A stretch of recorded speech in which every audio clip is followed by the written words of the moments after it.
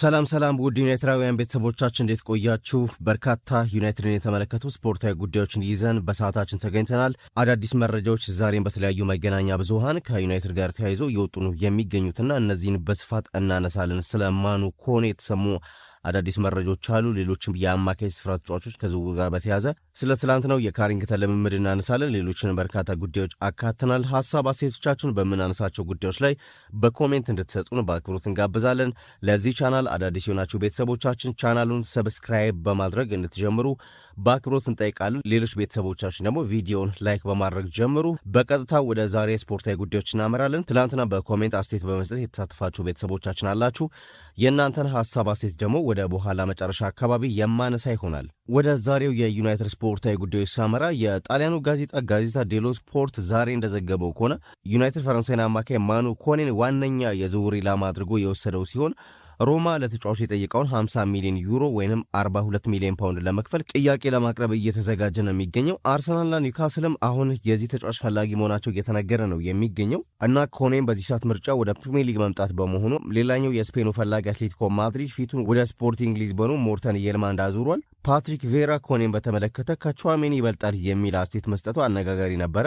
የአርሰናል የቀድሞ ተጫዋች ፓትሪክ ቬራ የኮኔ ብቃት በእጅጉ የሚደነቅ መሆኑን ገልጿል። ከፈረንሳይ ጨዋታ በፊት ለአይቲቪ በሰጠው አስተያየት እንዲህ ብሏል። በአሁኑ ሰዓት በፈረንሳይ ካሉ አማካዮች ሁሉ ምርጡ እሱ ነው። በሜዳ ላይ ባለው ሞቢሊቲ ምክንያት ከኦሬሊየን ቹዋሜኒና ከአድሪያን ራቢዮ አስበልጠዋለሁ። ጠንካራ ነው፣ ኳስ ቀማሚ ነው። እንዲሁም በጨዋታ ግንባታ ላይ መሳተፍ ከፍተኛ የቴክኒክ ብቃት አለው። የተከላካይ መስመሮችን ሰብሮ ማለፍና ወደፊት ሄዶ መጫወት ይችላል። በጣም ጥሩ ተሰጥኦ ያለው ተጫዋች ነው የሚል አስተያየት ሰጥቷል። እንግዲህ ይህንን ተጫዋች ወደ ኦልትራፎርድ ለማምጣት ማንቸስተር ዩናይትድ የመጀመሪያ ጥያቄ ለማቅረብ ለሮማ እየተዘጋጀ መሆኑን ጋዜጣ ዴሎ ስፖርት ዛሬ ባወጣው መረጃ ዘግቧል። ሌላኛው ጉዳይ ማንቸስተር ዩናይትድ ብሩኖ ጉማሬሽን ከአርሰናል እንዲቀማና ዝውውሩን እንዲጠልፍ የቀድሞ ተጫዋቾች እየተናገሩ ነው የሚገኙት።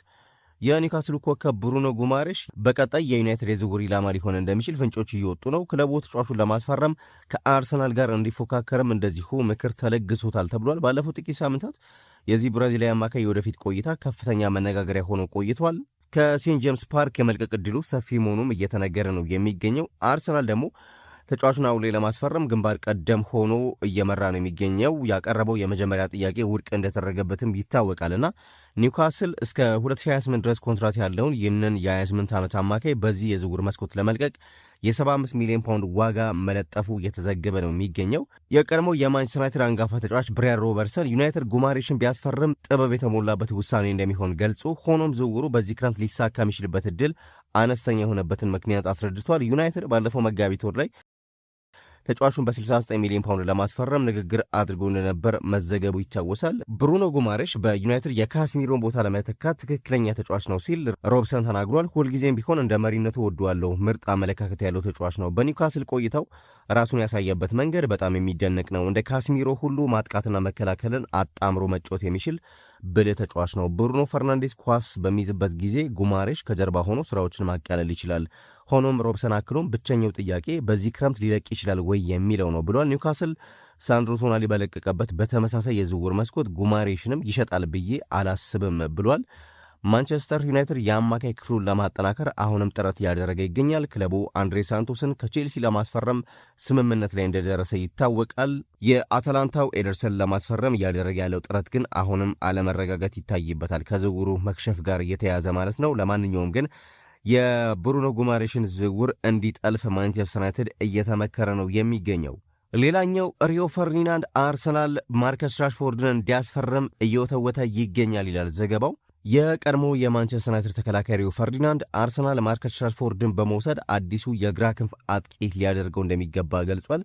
በዚህ የክረምት የዝውውር መስኮት ሊዛንድሮ ትሮሳርድ ክለቡን ለቆ ለመውጣት መዘጋጀቱን ተከትሎ አርሰናል አዲስ የግራ ክንፍ አጥቂ ማስፈረም ይፈልጋል እና መድፈኞቹ የአስቶን ቪላውን ሞርጋን ሮጀርስ፣ የክለብ ብሩዡን ክሪስቶስ ዞሊስ እንዲሁም በፓሪስ ጀርመ የሊዩዝ ኢንሪኬን አመኔታ እያጣ የመጣውን ብራድሊ ባርኮላን በራዳራቸው ውስጥ ቢያስገቡም ፈርዲናንድ ግን የ28 ዓመቱን እንግሊዛዊ አጥቂ ራሽፎርድን ማስፈረም ብልህነት ነው ለአርሰናል ብሎ አስተያየት ሰጥቷል።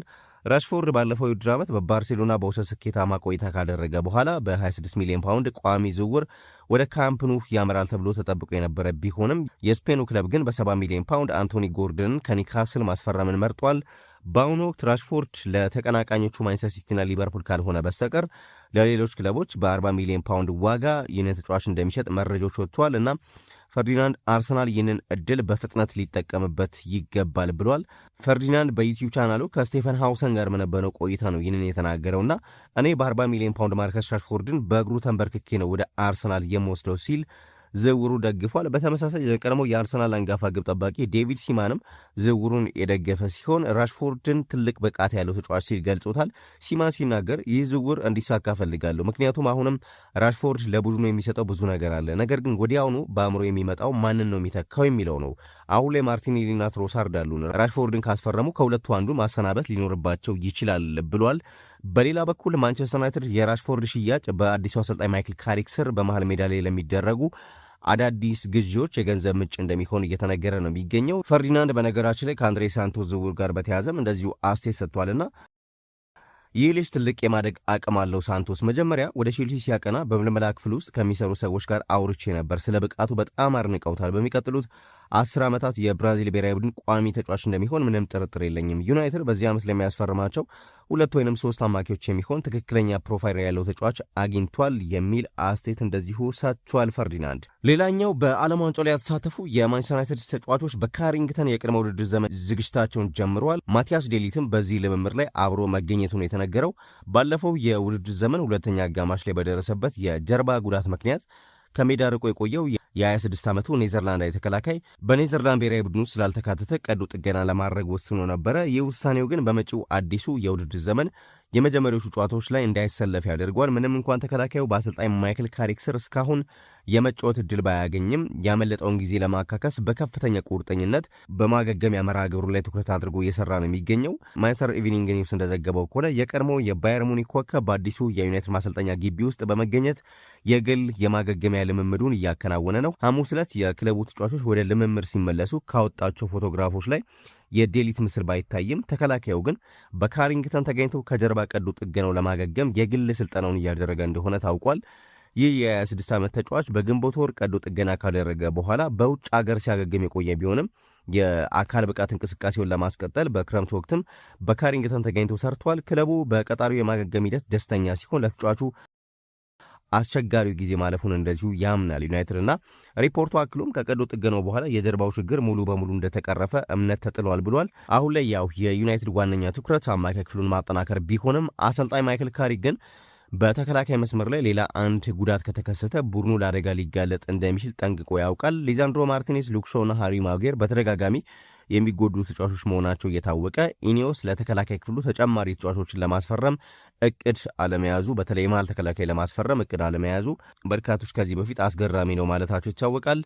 ዩናይትድ ማቲያስ ዴሊት ሙሉ በሙሉ አገግሞ ወደ ሜዳ እስኪመለስ ድረስ በሌሎች ተከላካዮች ላይ ምንም አይነት የጉዳት ችግር እንዳይገጥም ተስፋ ያደርጋል ሲል ዘገባው እንደዚሁ ከማቲያስ ዴሊት ወደ ልምምድ መመለስ ጋር ተያይዞ ባወጣው ዘገባ አስፍሯል። ሌላኛው ሊዛንድሮ ማርቲኔዝ በዓለም ዋንጫ አስደናቂ ብቃቱን ማሳየቱን አሁንም ቀጥሏል። የዩናይትዱ ተከላካይ ሊዛንድሮ ማርቲኔዝ አርጀንቲና ትናንትና ሌሊት ስዊዘርላንድ 3-1 በሆነ ውጤት አሸንፋ ወደ ግማሽ ፍጻሜ ስትቀላቀል አስገራሚ ብቃቱን አሳይቷል። ይህ የግራ እግር ተከላካይ በዘንድሮ የክረምት የዝውውር መስኮት ለአርጀንቲና እጅግ አስፈላጊ ተጫዋች መሆኑን እያሳየ ሲሆን እስካሁን ከተደረጉ 6 ጨዋታዎች በ5ቱ ተሰልፏል። ማርቲኔዝ ዘንድሮ ከጉዳት ነጻ የነበረ ሲሆን ባለፈው ዩናይትድ በፕሪሚየር ሊጉ የደረጃ ሰንጠረዥ 3ኛ ደረጃን ይዞ እንዲያጠናቅቅ ትልቅ አስተዋጽኦም አድርጓል። ዘቡቸር በመባል የሚታወቀው ማርቲኔዝ ባለፈው ዓመት የካቲት ወር ላይ በደረሰበት የኢሲኤል ጉዳት ምክንያት የ2025/26 የውድድር ዘመን የመጀመሪያ አጋማሽ አምልጦት ነበር።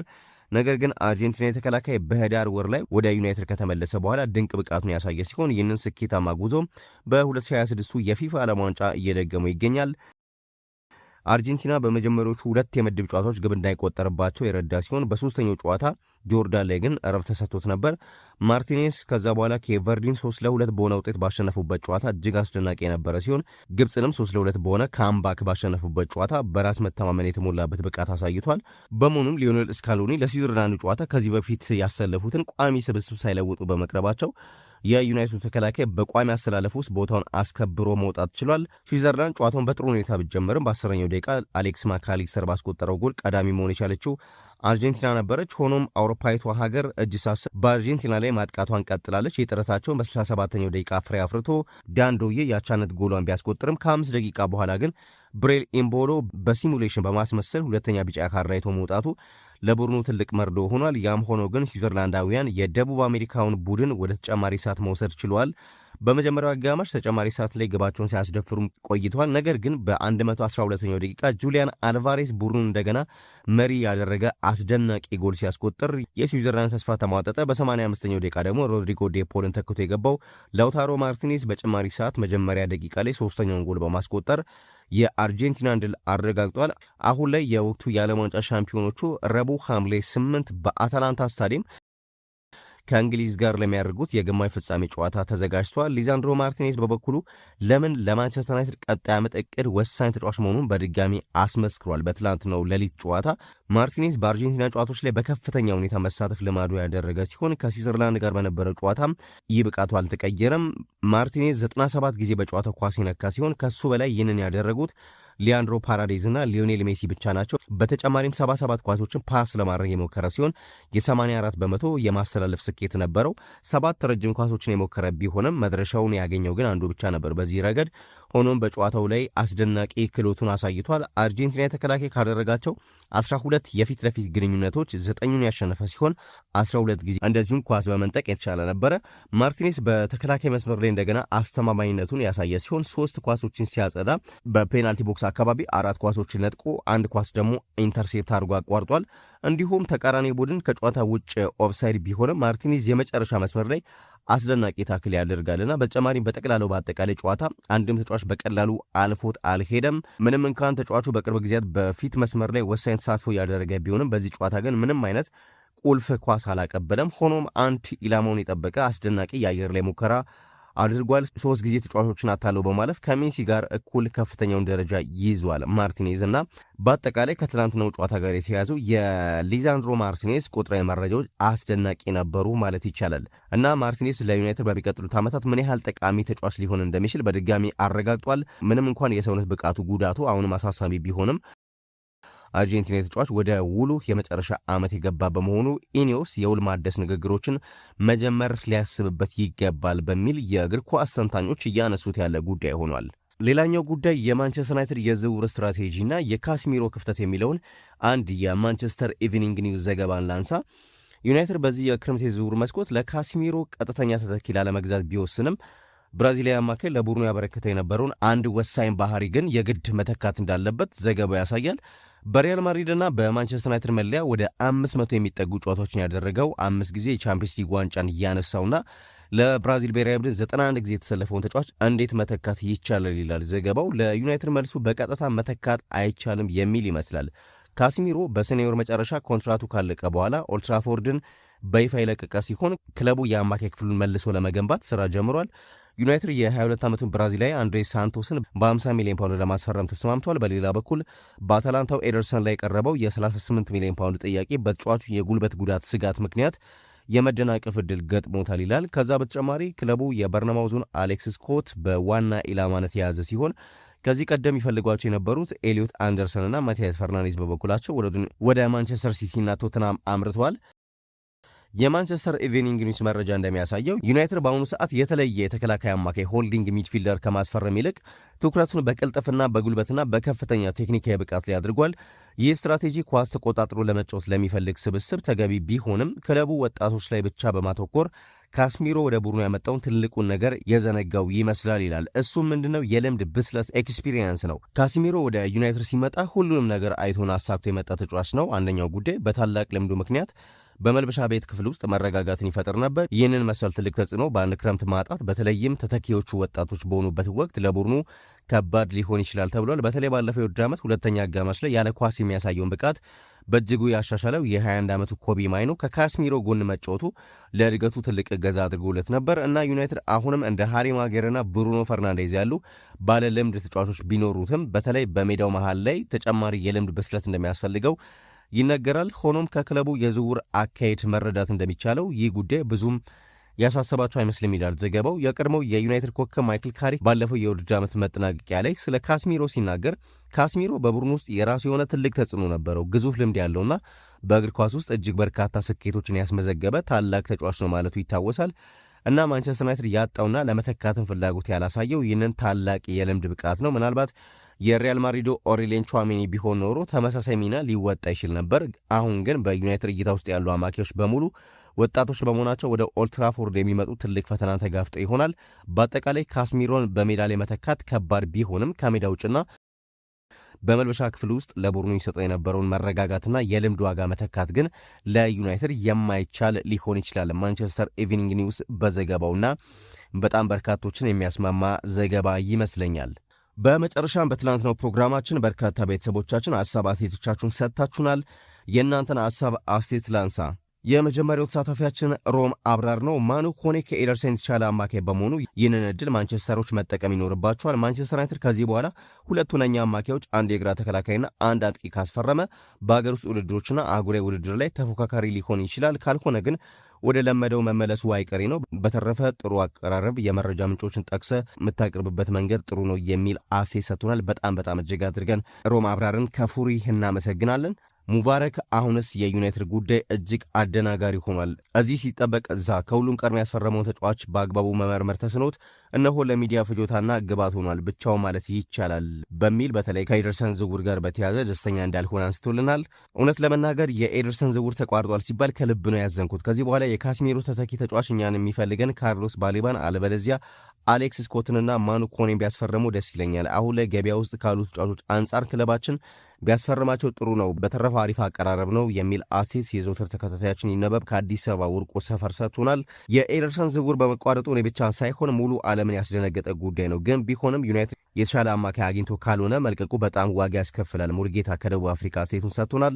ኡስማን ሐሰን በደንብ መስራት አለበት፣ ምክንያቱም የተሻለ እድል እንዲያገኝ ከዛ ውጭ ልጁ ይችላል፣ በእርግጠኝነት የተሻለ ይሰራል በሚል ትላንትና ባነሳነው ፕሮግራም ላይ ሀሳቡን የሰጠን ቤተሰባችን ነው። ምስክር ገረመው ማንቸስተር አሪፍ የ6 ቁጥር ተጫዋች ያስፈልጓል በሚል አስተያየቱን ሰጥቶናል። በሚገባ የ6 ቁጥር ተጫዋች ወደ ኦልድ ትራፎርድ መምጣቱ የማያጠራጥር ጉዳይ ነው።